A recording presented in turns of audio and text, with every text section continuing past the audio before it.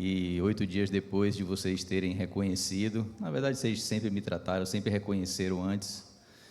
E é uma alegria para mim estar aqui hoje, depois da gente ter vivido aquele momento tão especial, semana passada. Eu queria deixar registrado aqui só um beijo, não é para a mamãe, embora a mamãe Juru, família Buscapé esteja assistindo, eles também, mas a gente tem um pequeno missionário em missão, que é o nosso pequeno Arthur, está cumprindo a missão dele. É um pequeno missionário do Videirinha Kids, que ele foi lá na Bambino, está lá no hospital, internado. E tio Murilo manda um beijo para você, Arthurzinho. Você está aí como um pequeno missionário, ensinando aí para as enfermeiras, para os médicos, como é que um menino de Jesus aceita tomar o medicamento com coragem, aceita tomar furada, como é que um menino corajoso vive nesse ambiente tão difícil que é o ambiente hospitalar, tão difícil. E nós do Videirinha Kids, tio Murilo, a gente te ama muito, cumpra aí sua missão. Nosso pequeno missionário, ele vai vir para o Videirinha Kids e vai cumprir essa missão dele lá e vai trazer o testemunho dele para a gente. Amém? Eu queria repartir com vocês essa noite, amados, uma mensagem que é bem oportuna com o momento que eu estou vivendo, com o momento que a gente está vivendo hoje enquanto igreja. E a gente vai tratar da segunda carta de Timóteo.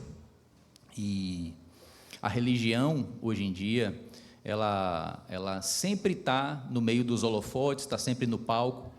E nesses últimos 30 dias aí, a gente viu a repercussão que tem a escolha de um papa na mídia, a repercussão que existe um pequeno profeta, um pequeno pregador aí na mídia. Então, vocês viram que isso ocupou o centro dos holofotes, o centro das discussões nas redes sociais, na mídia, e o número de likes, de repercussão que teve aí na vida de todo mundo. E sempre a religião tem esse aspecto na sociedade, no mundo de hoje, só que isso não é evangelho. Evangelho não tem nada a ver com o que a sociedade, com o que o mundo moderno tenta apresentar para a gente. Isso não é evangelho. Evangelho é Jesus Cristo. Evangelho é vida real. Evangelho é cruz. E o apóstolo Paulo, na segunda carta de Timóteo, contou isso para a gente, claro, ao longo de toda a sua história de vida, mas nesse momento tão especial, na carta de Timóteo, ele conta a sua história de vida e tenta reforçar no íntimo do seu discípulo Timóteo um sentimento, uma força, uma exortação de continuidade daquele trabalho. Então, o grande apóstolo Paulo deixa essa mensagem para Timóteo e ele conta a sua história de vida, uma história sofrida, de sangue, de luta, de batalhas, e aquilo me tocou meu coração de uma forma assim: como pode um homem na sua plenitude da vida ter vivido tudo aquilo daquela forma, uma hostilidade tamanha, ter chegado ao fim da vida e ter traduzido daquela forma, tamanho amor, ter vivido daquela forma, aquela hostilidade, aquela perseguição, e ter transformado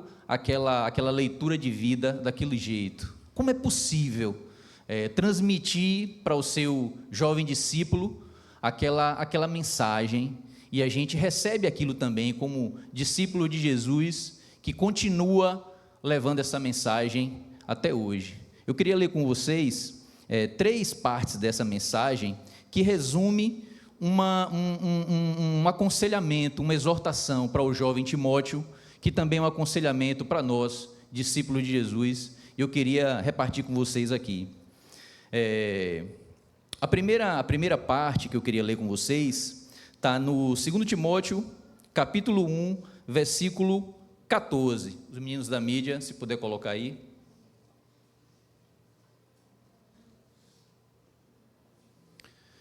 Quanto ao que lhe foi confiado, guarde-o por meio do Espírito Santo que habita em nós. Eu queria pedir para os meninos da mídia colocar o segundo versículo. Está no capítulo 2, versículo 3. Suporte comigo os meus sofrimentos, como bom soldado de Cristo Jesus. E o terceiro versículo está no capítulo 4, a partir do versículo 1.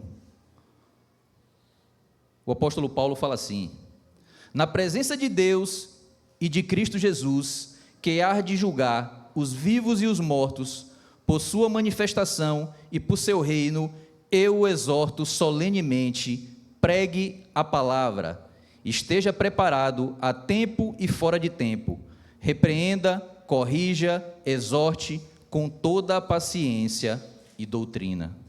Guarde essa palavra em seu coração, a gente vai voltar para ela novamente.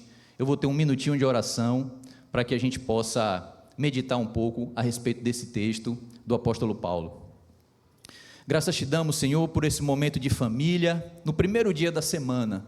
O Senhor reúne teus filhos aqui ao redor da mesa, para que a gente possa entender qual é a tua vontade, te conhecer mais em família, em união de irmãos, para que a gente possa levar para a nossa vida de família, em nossos lares, para que a gente possa levar para o nosso trabalho, para que a gente possa levar para nossas vidas de pai, de mãe, de filho, aquilo que o Senhor quer que a gente viva através da tua palavra, que a gente vai conhecer aqui hoje, Senhor. Te entregamos a noite de hoje, em nome de Jesus. Esse primeiro ponto, pedi para os meninos colocarem novamente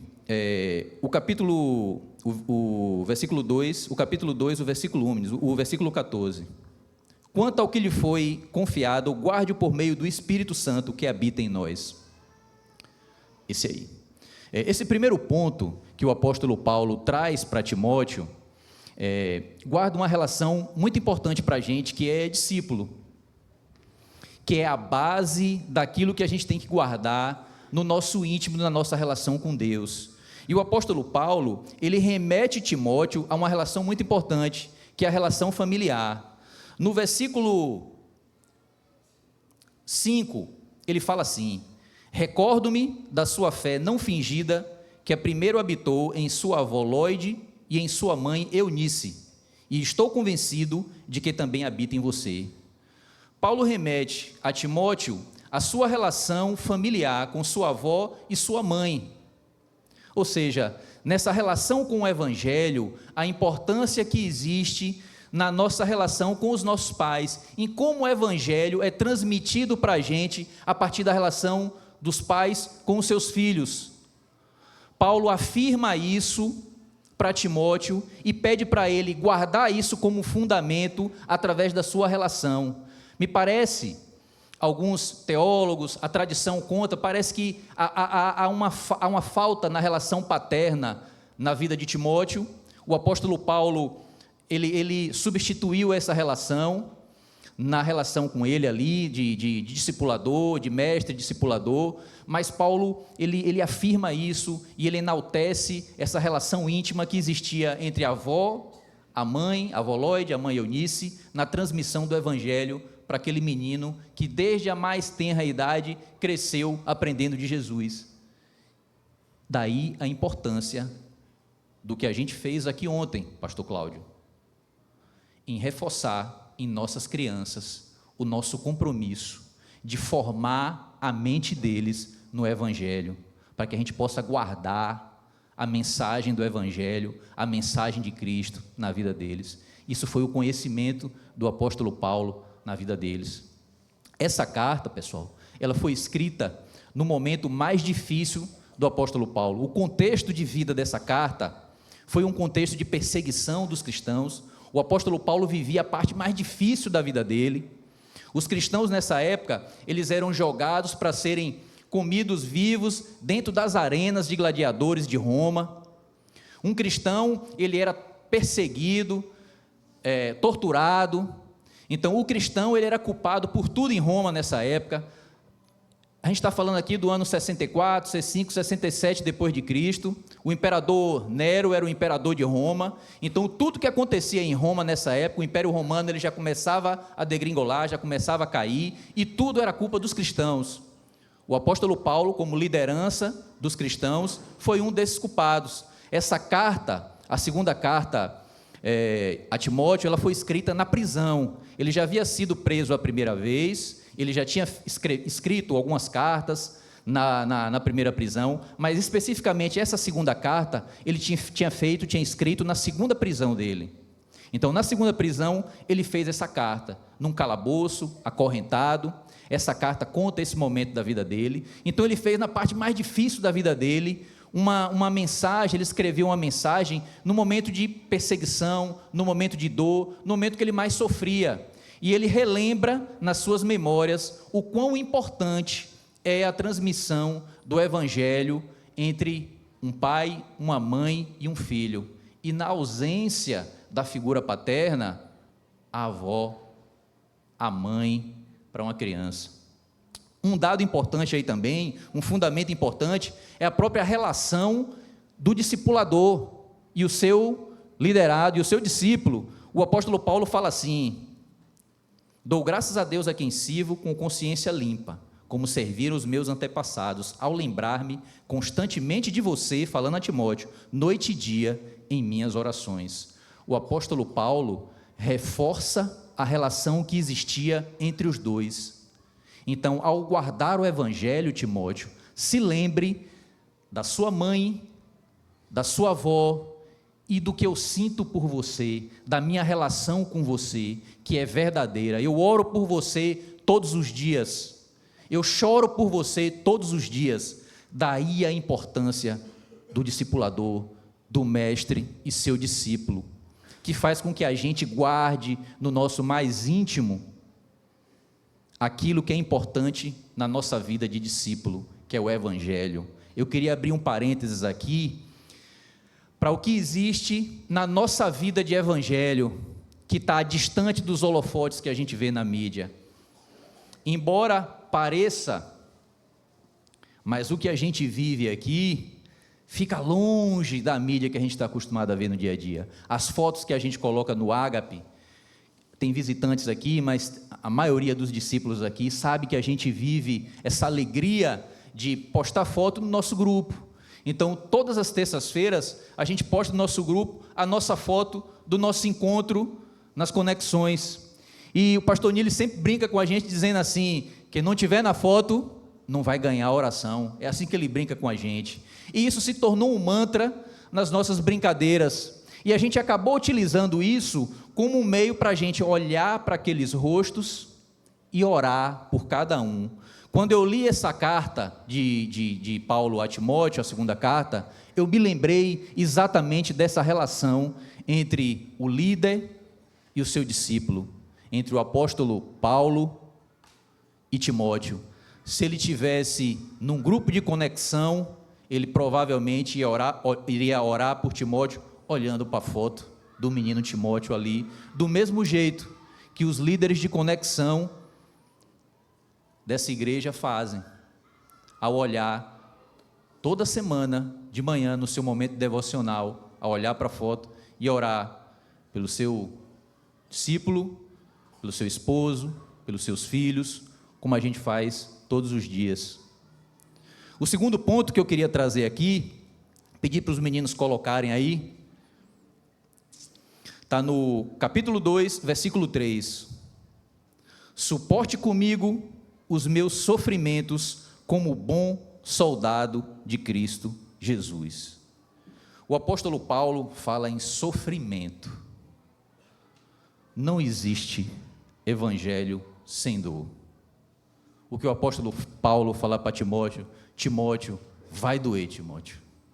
O negócio não é brincadeira. Ele utiliza até a metáfora do soldado, porque um soldado vai para a guerra, ele vai ver dor, ele vai guerrear. Então, não vai ser fácil uma guerra contra principados e potestades. Então, vai haver sofrimento.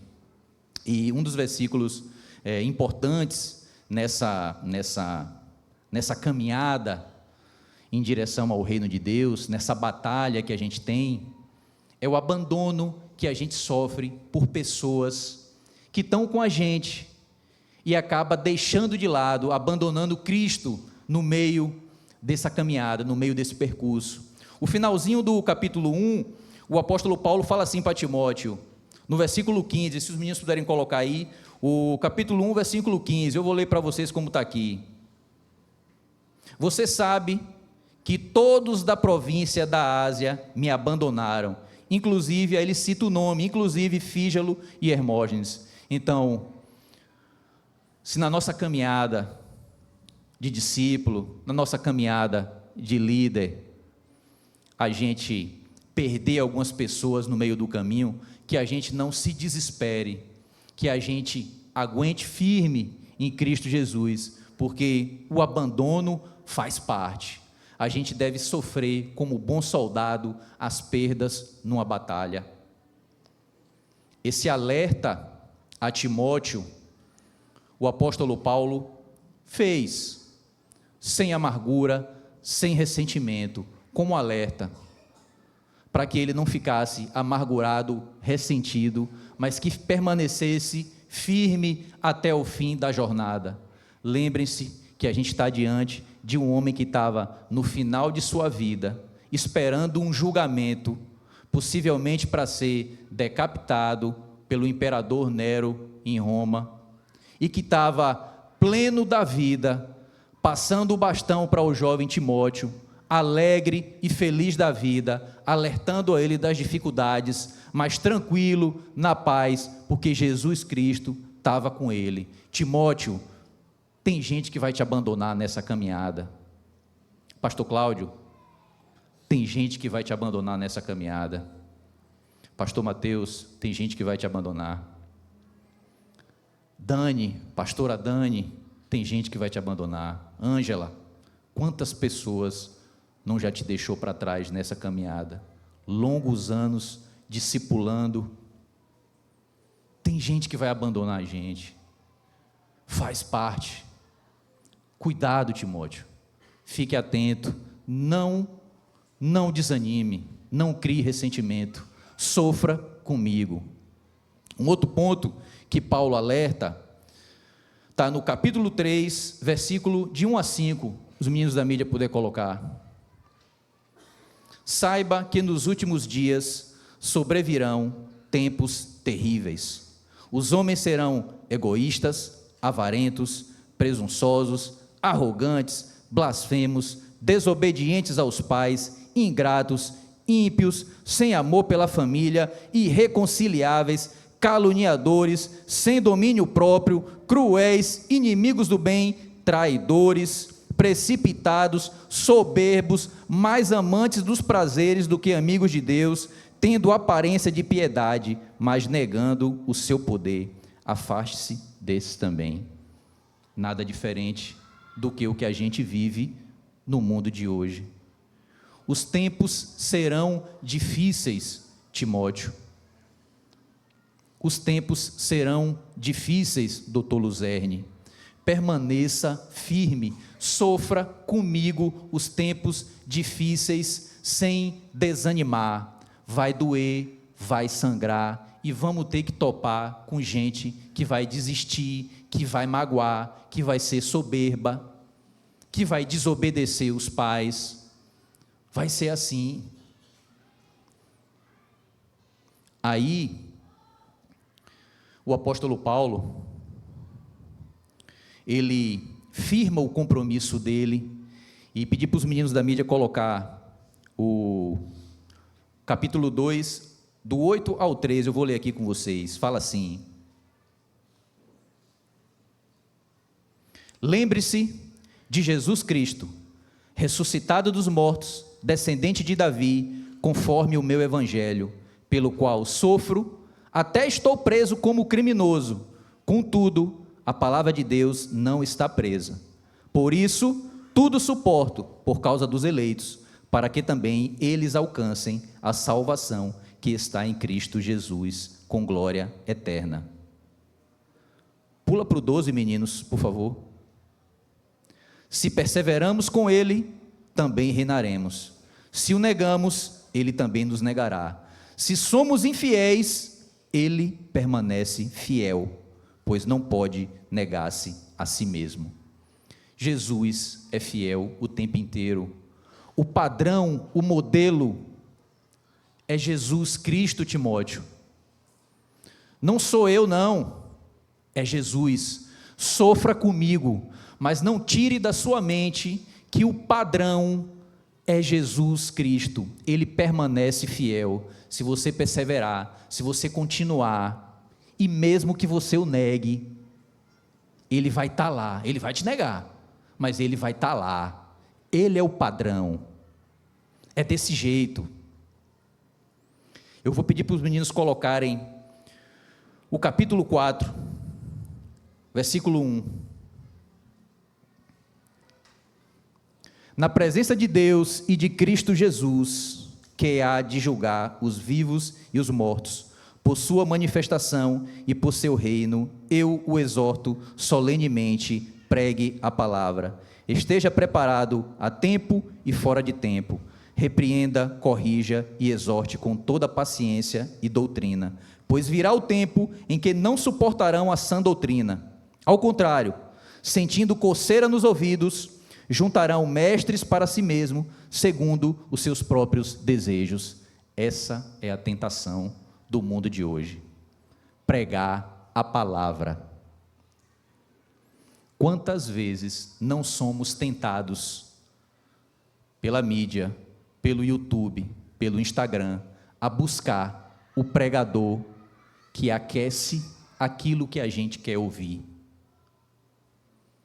Quantas vezes a gente não buscou o pregador, a pregadora, para dizer aquilo que a gente queria ouvir? O apóstolo Paulo avisou isso a Timóteo, porque a sã doutrina, ela vai incomodar os ouvidos das pessoas. Paulo alertou isso a Timóteo, e essa é a minha tentação, essa é a sua tentação. Muitas vezes, ao preparar uma mensagem, eu fico tentado em vir aqui e apresentar uma mensagem que aqueça, que agrade o coração de todos vocês. Mas eu preciso ser fiel à palavra que exorta, que repreenda, que Ele me mandou fazer. Às vezes a palavra vai te denunciar, às vezes a palavra vai te confrontar, e às vezes a palavra vai me confrontar. Às vezes a palavra vai me obrigar a pedir perdão a quem eu magoei, a quem eu acho que estava tudo beleza, que eu não fiz mal. Essa é a palavra que o apóstolo Paulo mandou você pregar. E pregar não é vir para cá domingo não, pessoal. Não é subir no púlpito e pregar. A gente prega com a nossa vida. A gente prega no nosso trabalho, vivendo o evangelho. Os meninos estão na escola. Henrique outro dia me perguntou: pai, como é que eu posso pregar o evangelho na escola? Eu tenho que chegar lá e anunciar versículo, tal? Não, meu filho, não é assim não. Não precisa fazer isso não. Na hora que você vê um grupinho lá fazendo bullying com o menino lá, você vai lá, pega o menino que está no meio da rodinha e levanta ele e tira ele do meio da rodinha, e você vai lá no quem está sofrendo bullying, assim que prega a palavra. Na hora que você vê lá um colega seu, um professor lá em dificuldade, você chega lá: professor, estou vendo que você está meio triste aí e tal. Que todo mundo estiver fora do eixo, você fica sensível ao que está acontecendo, é assim que prega a palavra. Você não precisa estar recitando o versículo, você está recitando Bíblia, você vive a palavra desse jeito. Você encarna a palavra e vive a palavra. Quando eu mando esse menino para a escola, estou preocupado se eles vão tirar nota. Você tem que estudar. O que você vai fazer lá é demonstrar, consolidar aquilo que você já faz todo dia. Eu sempre digo aqui, eu não quero que vocês sejam aluno nota 10. Eu não quero que vocês sejam o profissional. Vocês estão indo para lá para serem missionários. Eu sempre digo, eu não crio os meus filhos para serem médico, policial, advogado. Eu crio como filhos de Deus. Eles vão ser missionários aonde quer que eles vão. Seja no hospital, seja numa repartição pública, seja o que eles quiserem fazer, eles já são. A gente tem que parar de criar os nossos filhos, mandá-los para um lugar. Não, quando você terminar, você será. Quando você terminar a escola, você vai ser. Eles precisam aprender a viver a palavra. Pregue a palavra todo dia, Timóteo. Nós temos vários Timóteos em nossas casas. É assim que a gente deve viver em nossas casas. É assim que a gente deve viver a vida. Esse é o Evangelho. A mensagem do apóstolo Paulo de guardarmos o Evangelho, sofrer com Cristo, sofrer com Ele as perseguições, os dias difíceis, pregar a palavra, é o fundamento de todo discípulo de Jesus Cristo. Esse é o Evangelho. Não é a curtida do Instagram, não é o púlpito dia de domingo. Essa é a vida, pessoal. A cruz de Cristo, ela é todo dia. Guardar aquilo que o seu pai, a sua mãe, aquilo que você viveu no Juad, na sua formação, no momento mais difícil da sua vida, está lá guardado. É assim que a gente vive. Sofrer o abandono que você teve, a traição que você sofreu, sem ressentimento, sem amargura. O apóstolo Paulo fala a mesma coisa para Timóteo. Ele fala assim, no capítulo 4, versículo 16, ele fala assim: na minha primeira defesa, ninguém apareceu para me apoiar, todos me abandonaram, que isso não lhes seja cobrado. Quem foi que disse na cruz: Pai, eles não sabem o que estão fazendo? A gente não precisa ficar ressentido na hora do abandono, na hora da traição. É só para a gente saber que a gente vai sofrer, mas Cristo está lá com a gente. O sangue derramado, as cicatrizes estão lá. Não precisamos viver amargurados, ressentidos com aquilo que foi feito na nossa história, com a nossa vida. Então, que a gente sofra sem amargura, porque Cristo já carrega nele as marcas.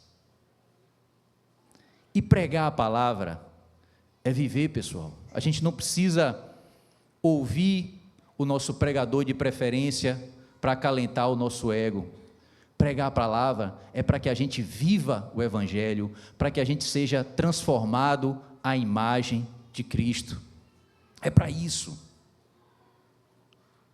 Guardar aquilo que os nossos pais nos ensinaram, guardar aquilo que a gente aprendeu na nossa infância,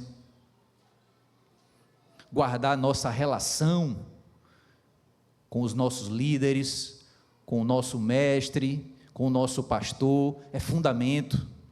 É assim que a gente transfere o Evangelho de uma geração para outra. Foi dessa forma que o apóstolo Paulo fez com o seu discípulo Timóteo nos últimos dias. Como um homem prestes a morrer, faltando poucos dias, aguardando o seu julgamento em que seria decapitado, vive dessa forma. Faltando alguns dias para morrer, o grande apóstolo Paulo não perdeu a sua humanidade. Ele fala assim, no capítulo 4, versículo 9, os meninos puderem colocar. Ele fala assim para Timóteo: procure vir logo ao meu encontro. Ele estava com saudade de Timóteo. Pois Demas, amando esse mundo, abandonou-me e foi para Tessalônica. Crescente foi para Galácia, Tito para Dalmácia, só Lucas está comigo. Traga Marcos com você, porque ele me é útil para o ministério. Quando você vier, pule para o 13. Quando você vier, traga a capa que deixei na casa de Carpo, em Troade, e os meus livros, especialmente os pergaminhos. Mais um abandono no final. Demas foi embora, Mas o apóstolo Paulo, o grande apóstolo Paulo, depois de toda essa batalha, sente frio. Ele quer ler um livro.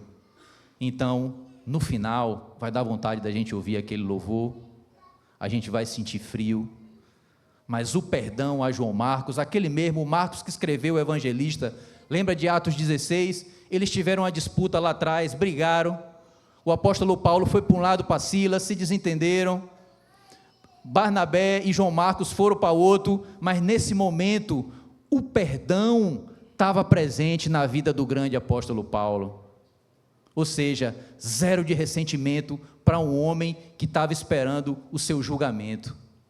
E no finalzinho, ele fala assim: mas o Senhor permaneceu ao meu lado e me deu forças para que por mim a mensagem fosse plenamente proclamada e todos os gentios a ouvissem. E eu fui libertado da boca do leão. O Senhor me livrará de toda a obra maligna e me levará salvo para o seu reino celestial. A Ele seja a glória para todo sempre. Amém. A graça seja com vocês. A graça, pessoal. A graça de Jesus é a única coisa que importa na vida de quem conhece a Jesus. É ela. Mas Murilo, que graça é essa? A graça, pessoal, é essa que o apóstolo Paulo viveu. No mundo de hoje, 40% dos casamentos acabam quando um filho aparece com autismo no casamento, os pais abandonam o lar. A graça é o que permite que esse casamento permaneça firme na presença de Jesus Cristo. Jesus está lá, firme, mantendo um casamento. Essa é a graça. A graça permite que uma mulher permaneça firme em Cristo, cuidando do seu marido com Alzheimer, sendo agredida todo dia, e ela firme, paciente, na presença do Senhor Jesus. A graça está lá, a gente vive isso todo dia aqui. A graça permite que Demas não abandone. Ele teve contato com o mundo e hoje os Demas estão voltando, porque ouviram a mensagem do Evangelho em algum lugar da sua vida, na sua infância, na sua relação com o seu pastor, com o seu discipulador, e hoje voltam para Deus. A graça é a única coisa que importa. Eu queria que você ficasse de pé agora, fechasse os seus olhos. Eu quero orar por você nesse momento. Feche seus olhos, olhe para a profundidade do seu ser agora, é entre você e Deus. Eu queria orar para que você olhasse para a sua infância, seu pai, sua mãe, seu professor de escola bíblica dominical, o Evangelho como chegou até você, seu líder, seu discipulador, suas dores que você teve em sua vida, seu câncer tratado, sua doença grave que você superou, que você sangrou, a sua doença grave que você está passando nesse momento, a palavra que você prega todo dia no seu trabalho, na sua escola, no seu ambiente de trabalho. Olhe para a sua vida de discípulo da mesma forma que Paulo fez com Timóteo. Guarde aquilo que você recebeu, o seu tesouro. Continue sofrendo na presença de Jesus, sabendo que Ele está aí. Ele vai te livrar da mesma forma que livrou o apóstolo Paulo. Continue pregando a palavra. Olhe para a profundidade do seu ser, entre você e Deus agora. Vamos ter esse momento de oração. Se nesse momento você quer reafirmar seu compromisso com Jesus Cristo.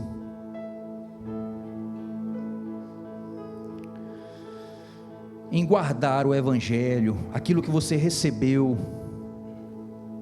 Só você sabe como você chegou até aqui hoje. Eu quero orar com você, você pode vir até aqui à frente.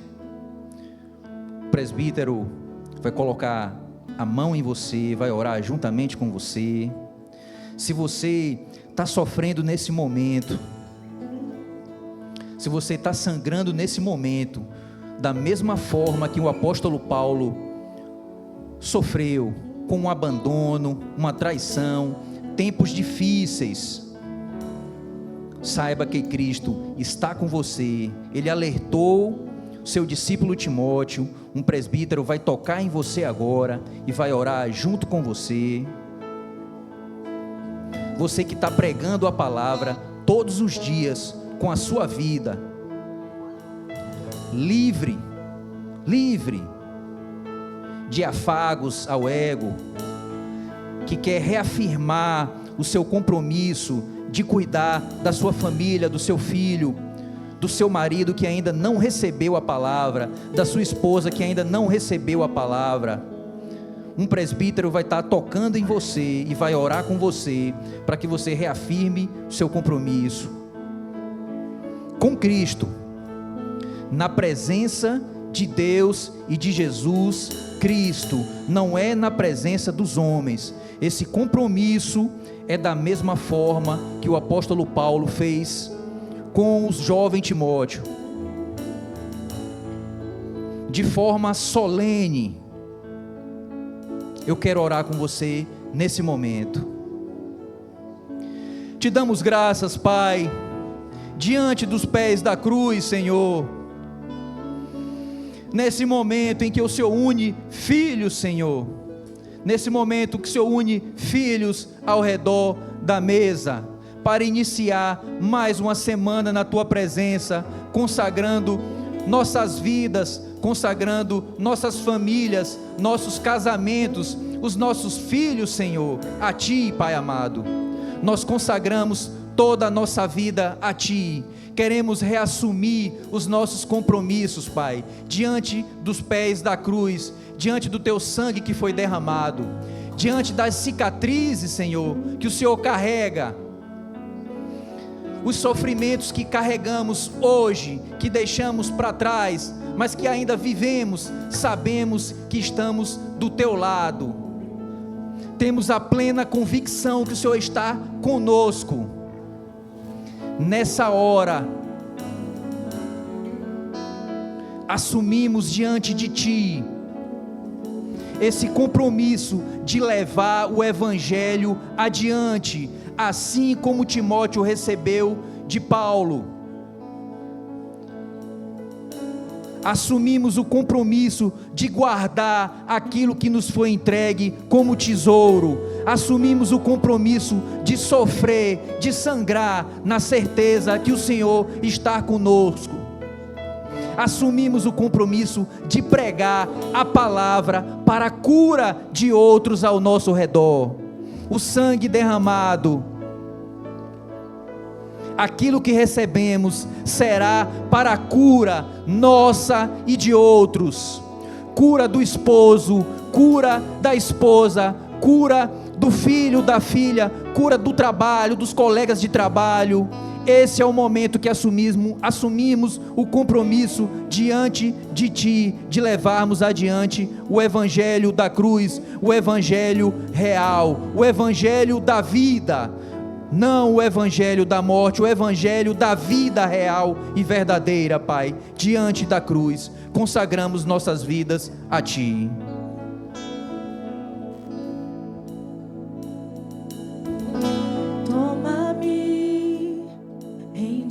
Estou aos pés da cruz, me encontrei. O que tenho te entrego, ó Deus.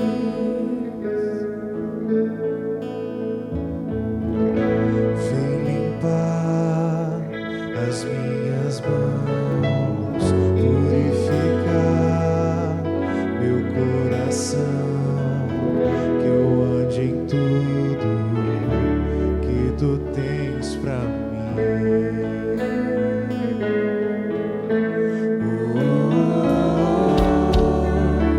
Eis-me aqui, rendido estou.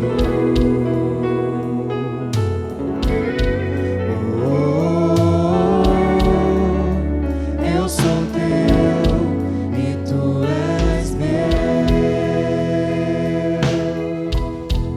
Jesus.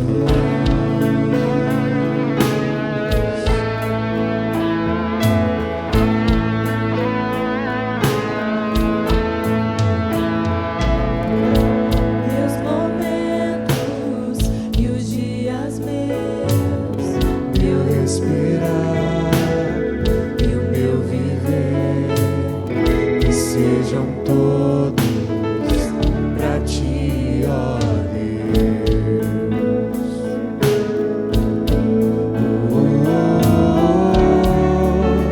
Eis-me aqui, rendido estou.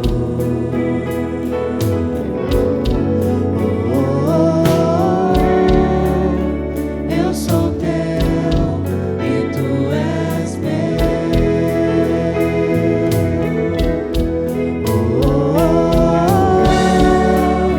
Eis-me aqui, rendido estou.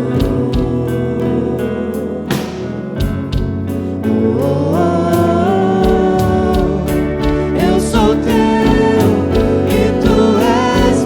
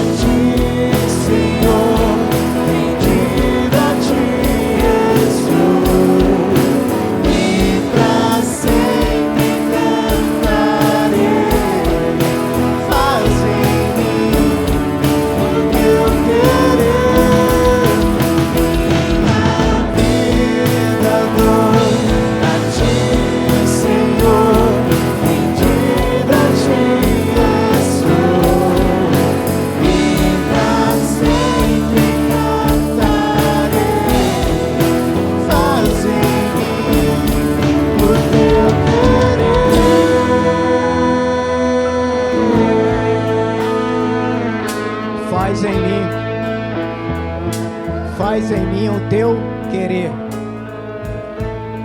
Um homem rendido não faz o que ele quer. Um homem rendido está sobre o controle de outro.